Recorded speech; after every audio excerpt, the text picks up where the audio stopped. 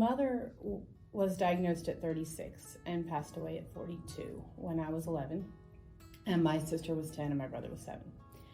Her mother had breast cancer and had metastasis, and she died after my mother. And then her sister, my aunt, whom I'm named after, she has had breast cancer twice. She's still living.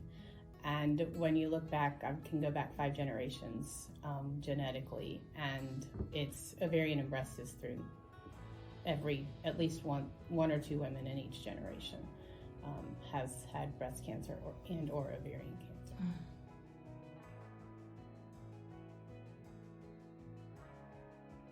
So my aunt actually came to my father's funeral, and I had not seen her in many years, and she let us know that she was BRCA2 positive.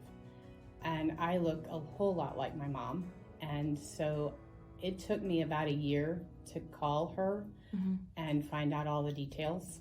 And so when I did find out the details, I found out that actually my cousin, who's male, has the gene and has prostate cancer. So after a year of just thoughts, prayers, trying to figure out what to do, I got the information and sent off the specimen. And but it was a tough decision. I had to think really long and hard.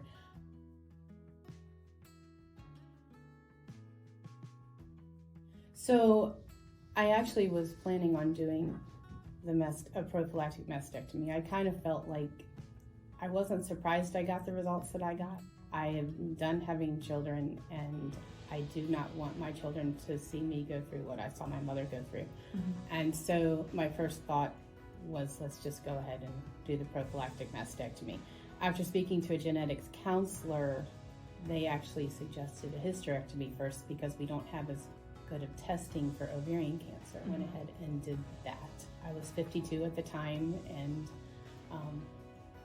I was done having children, and so we went ahead and did that first, and then the prophylactic mastectomy.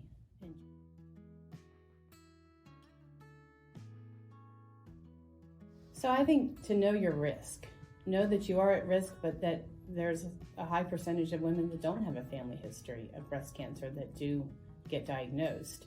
But because I knew my risk, I felt like I was doing everything that I needed to do to stay on top of it.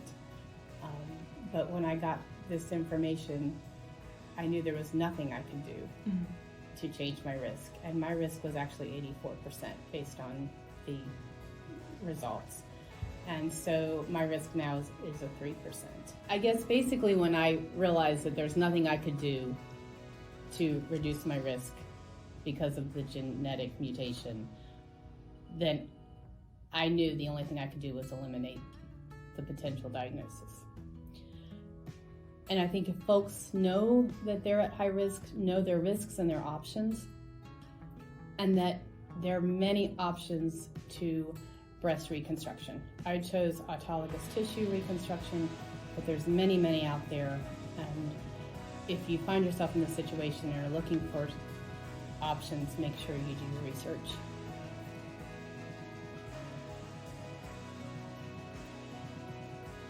Deciding to get tested was an emotional hurdle.